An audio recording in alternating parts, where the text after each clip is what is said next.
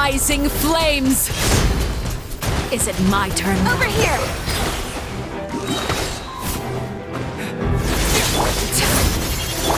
Wipe out!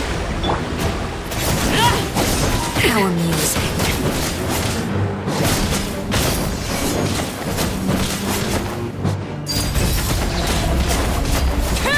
Look out!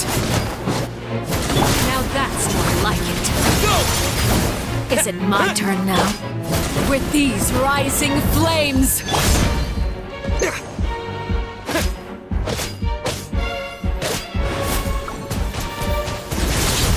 How amusing.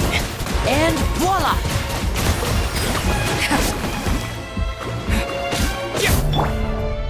With the fall of darkness, destruction shall rise. Have a taste of purgatory. Are you alright? Who's next? Everlasting as the moon! Is it my turn now?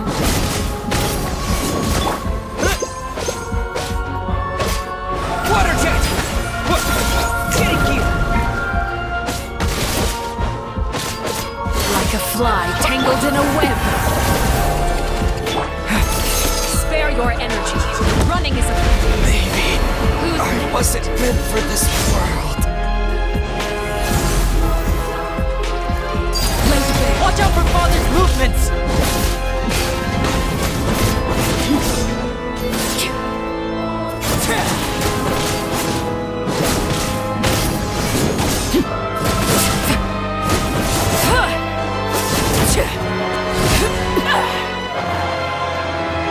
Over here!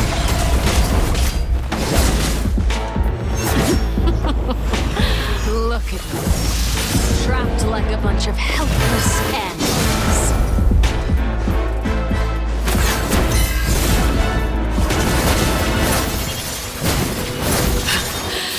Look out! Is it my turn now? Overruled.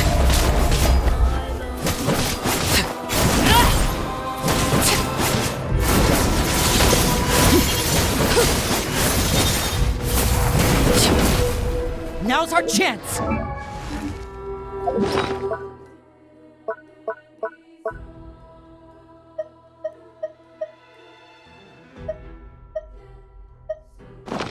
Spare your energy. Running is of little use. Look at you. Trapped like a bunch of helpless animals.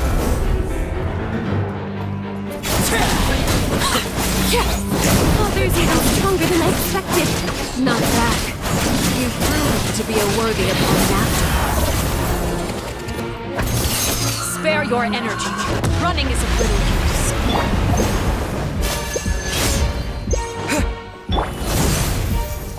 Laid bare! Getting here!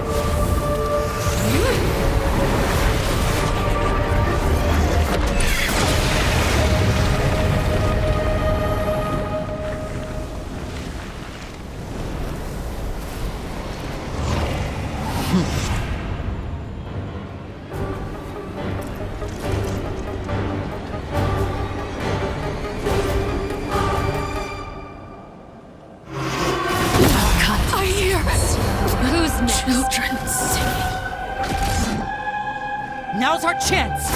Over here!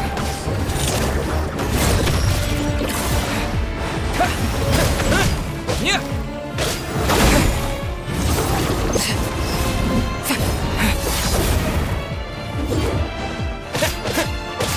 Go!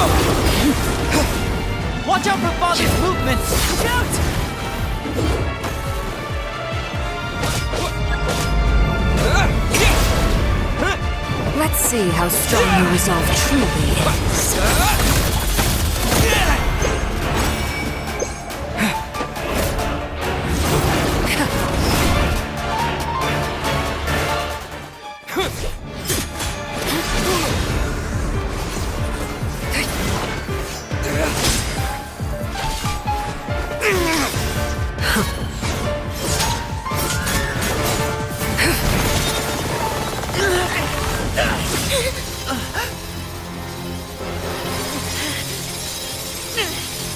You should know better than to crowd in one place.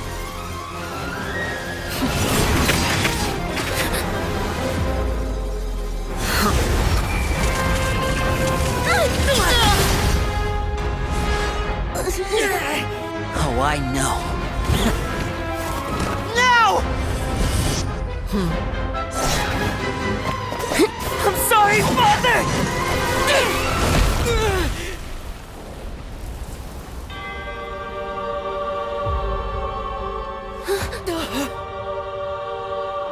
Sorry for what? This pitiful excuse for an attack.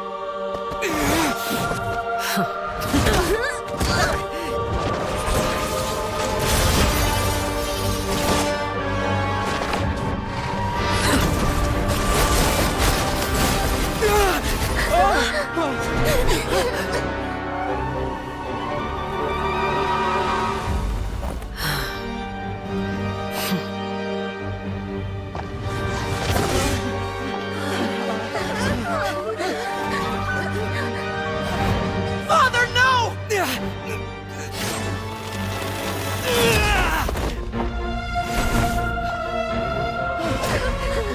Made it out, did you? You're stronger than I expected.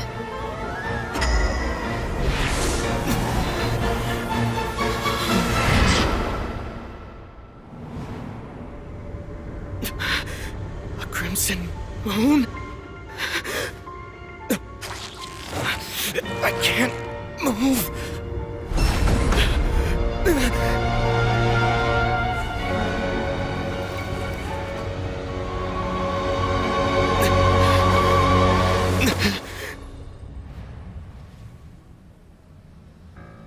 Still, not strong enough to beat me.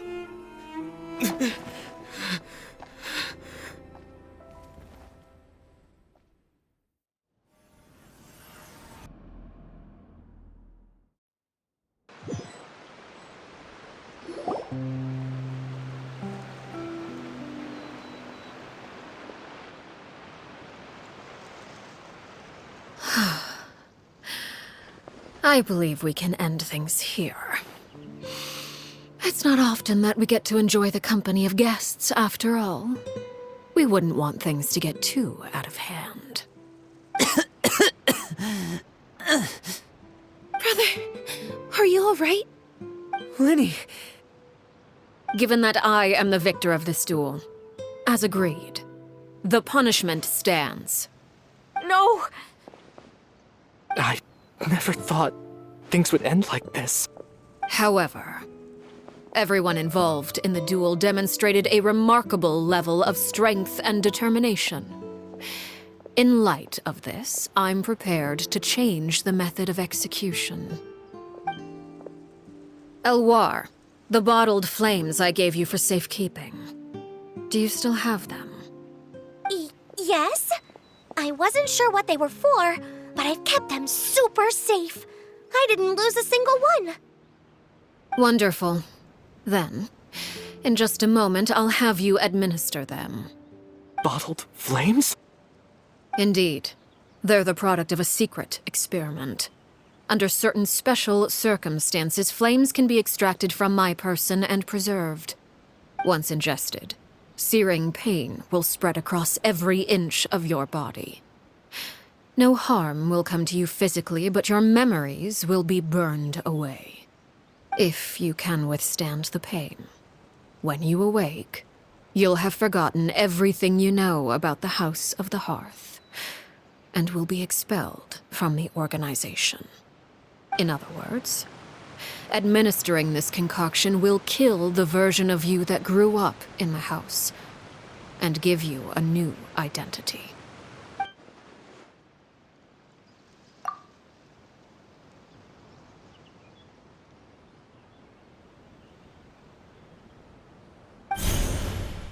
Memory is a mysterious thing indeed. Losing a portion of your memories will alter your sense of self.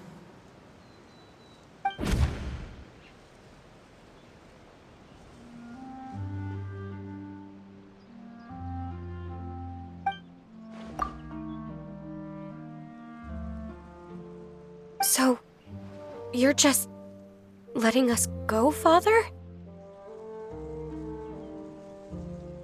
You misunderstand.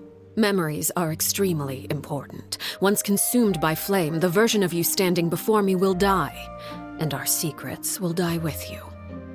So no, I don't intend to just let you go, because the person who survives will be nothing but a stranger. Even so, I won't have to live in fear anymore. I'm sorry, Father. I'm sorry I let you down. But I really...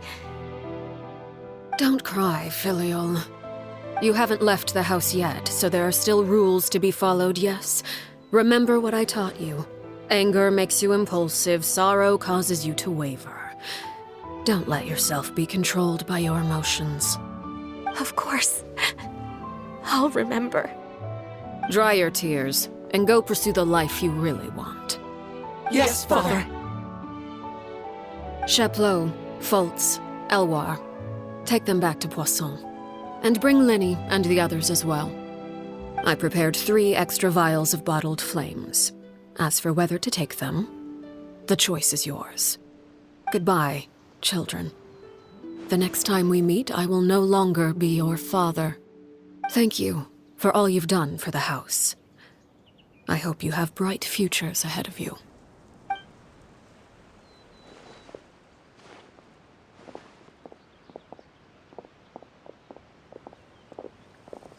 Father.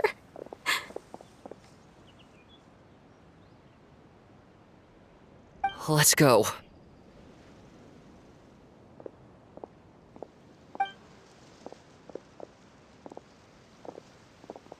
Here, grab my arm, Linny.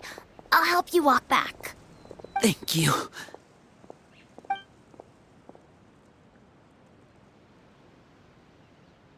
Clairvy.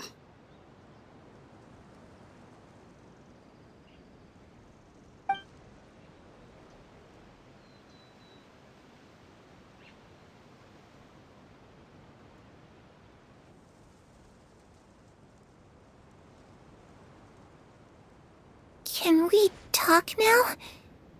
I've been waiting for a super long time. You really are Perry, aren't you? I haven't seen you in so long. How come you're all grown up? Wait, did I somehow travel to the future on accident? Or am I dreaming? What a long dream. Neither. You died, Clairvy. That's what happened. You could have at least sugarcoated it a little. Look, she's so speechless. Oh. Okay then. Huh? That's it? You accepted it just like that? Yep. If that's what Perry says happened, then I believe her. Perry wouldn't lie to me. Plus, I don't really need to know why I'm like this. I'm more curious about what happens in the future. If you're a harbinger now, Perry, that means Mother is gone, isn't she? Can you tell me about it? I want to know what happened to her. And to me. You never stopped trying to defy fate. At first, no one believed you. You could only vent your frustrations to the moon. In fact, you often sought comfort in the night sky. You wanted to see the aurora, so one night we promised each other we would go to Snezhnaya to see it together. Later on, you tried to run away, but you were brought back each time.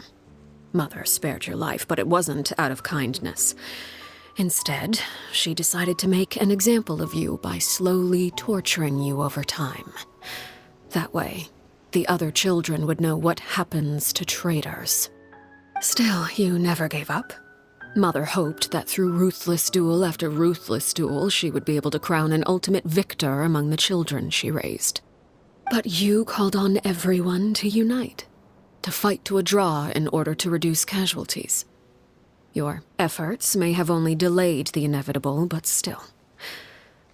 You gave them hope. You tried everything you could think of, but every attempt ended in failure. Still, you never turned your sword on Crucibina, and you never turned it on me. On that gloomy day, you told me, "For the last 16 years of my life, I've done everything I can to fight for freedom. But now, I realize that the only freedom I truly possess is the freedom to choose to die." I never imagined I would say something like that. I must have been feeling really worn down. But somehow, I still think I understand. According to Mother's plan, only one of us was going to make it until the end. And I always hoped that person would be you. If I could do it all over again, I still don't think I would make a different choice. Even when I first met you, I knew you'd be able to do what I couldn't. Is that so?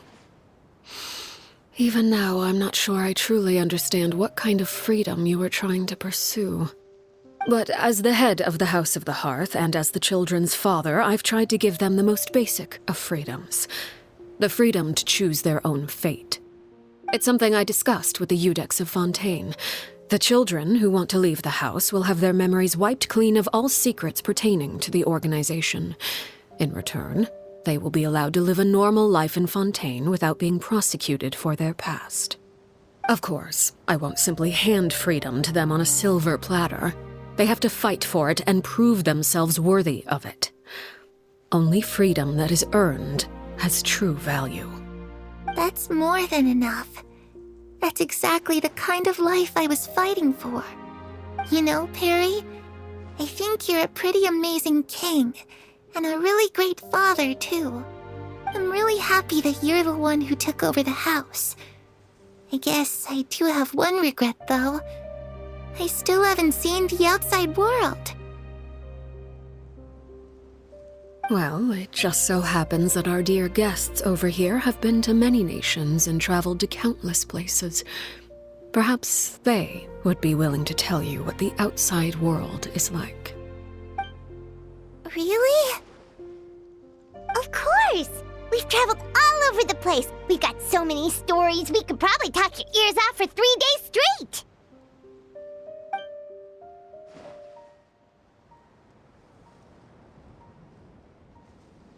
You know, I used to dream of being a bard.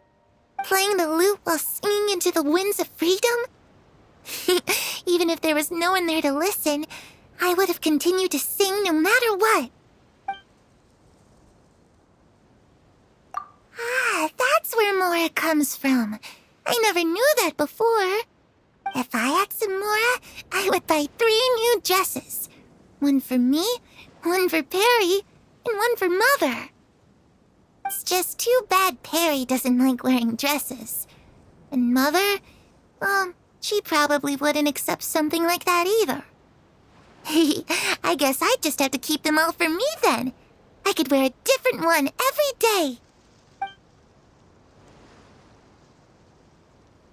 Those yokai you mentioned, what do they look like? I once saw a drawing of this one guy with horns on his head and a super scary face. Are there any yokai like that? Oh, sounds like you're talking about an Oni. Yep, we've met one, and let Paimon tell you, they're not nearly as scary as they look. I was always too afraid to skip Mother's fighting lessons. But at the academia, I bet you could do all sorts of secret things in class. Things that have nothing to do with studying. I'm just kidding. Being able to study whatever you want without having to fear for your life actually sounds pretty great.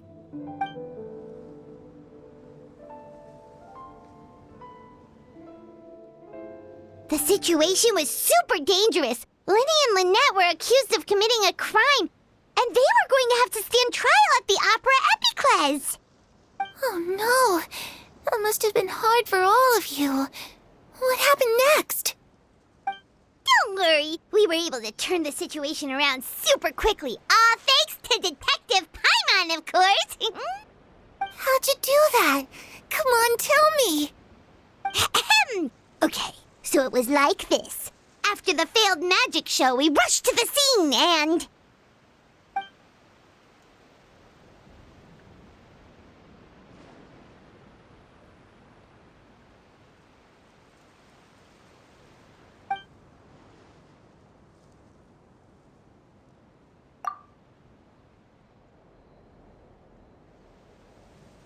Shadows don't have the capacity to learn or grow. Any new information they encounter is quickly forgotten over time.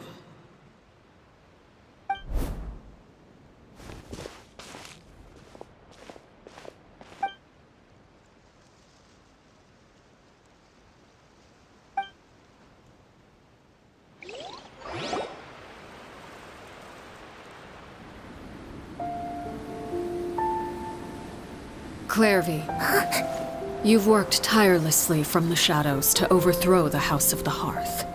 Now, by my authority as the Knave, I shall announce how this matter ends. You are hereby expelled from the House of the Hearth. You are no longer tied to this place, nor are you bound by its rules.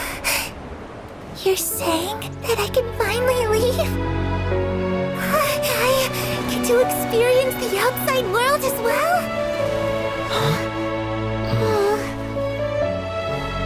Oh, I almost forgot. There's no getting older for me. Still, seeing who you grew up to be makes me really happy, Parallel. Take care of yourself. Goodbye. May we meet again someday.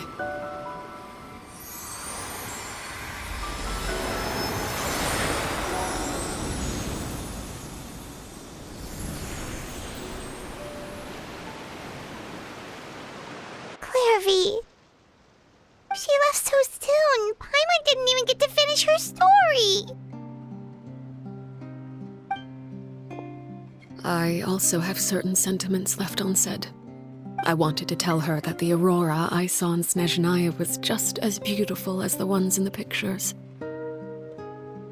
But a shadow's memories reset at dawn. Had we delayed any longer, we wouldn't have had the time to say goodbye.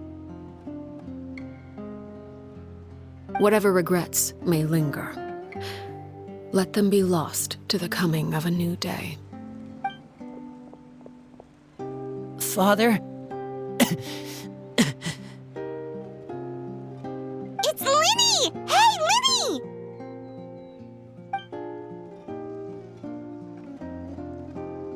What is he doing back here? Let's go check it out.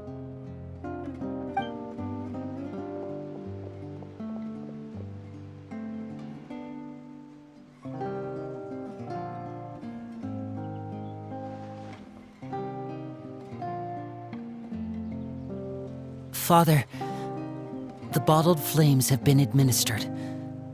Filial and the others have left the house.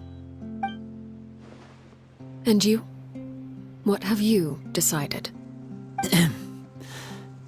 Thank you for giving us that choice, Father. But we never wanted to leave the house. It's the only home we've ever known. Lynette and Freminet feel the same way. They're recuperating back at the Hotel Bouffe d'Été. But I decided to come back and tell you where we stood. I'm sure you're well aware of the expectations I have for you. I want you to follow in my footsteps and become the next king of the house. Yet you seem to have different ideas. I must admit, I'm rather surprised by your decision to stay. There's nothing wrong with choosing to live a quiet life. Leading this organization is a heavy responsibility, one not so easily carried by someone forced onto the throne. I just never understood what you saw in me. What made you believe I was deserving of that throne? You're brave, talented, and, most importantly, you cherish your family. You would do anything to protect them, even if it costs you your life.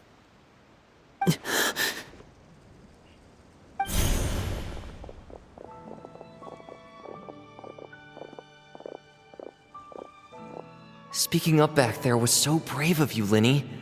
It's all thanks to you that we were able to convince Father to back down. You're a hero, Lyney. Hero.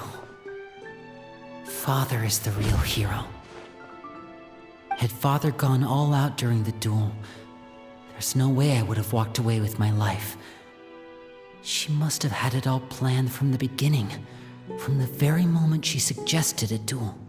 I'm not deserving of that title. I'm not strong enough or smart enough. You're wrong. In my opinion, all you need to be deserving of the throne is conviction and the necessary strength to act on it. We may have different ideas of what it means to be a family, but you can hardly be said to lack conviction. What you truly lack is strength. For someone of your talent, though, that's something that will come with time. Even without that strength, you still chose to face me in a duel, even though the odds were stacked against you. That capacity to honor your convictions is what I truly see in you. Father. No one knows what the future holds, what tragedy or triumph may be in store. Being at the head of this organization requires the strength of will to face whatever comes. Caution will only hold you back.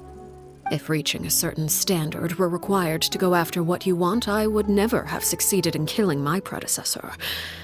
Back then, there was still a considerable gap between our abilities. Strength may decide the ultimate victor, but those who let a lack of strength dictate their decisions or undermine their convictions will never be worthy of the throne. I understand, Father. Thank you. Children must grow up to surpass their parents. Only then can a family continue to flourish. The road ahead is not an easy one, so I'll ask you one last time. Are you certain you want to stay? You've done so much for me, Father, and that kindness must be repaid. Plus, with Project Stuja at hand, there are many dangers ahead, and I, for one, don't intend to back down. Protecting my family at all costs. That's my conviction. Then you're welcome to stay. As for Project Stuja, you need not be too concerned. If those cowardly businessmen and heartless dignitaries try to take us down, I'm prepared to teach them a lesson. Having members who longed for the light was our organization's last weakness. With those members no longer among our ranks, the House of the Hearth is like a spider hiding in the shadows. We need only wait for our prey to come to us. At present, our imperative is to use their plan to our advantage. In doing so, a crimson moon shall rise amid the frigid blizzards of winter. No demonstration of loyalty shall go unrewarded, and no sacrifice shall be in vain. As for the two of you, whether we meet again as friend or foe, I'll remember the camaraderie we shared in this moment. No matter how arduous the journey ahead, I hope we both reach our desired destination.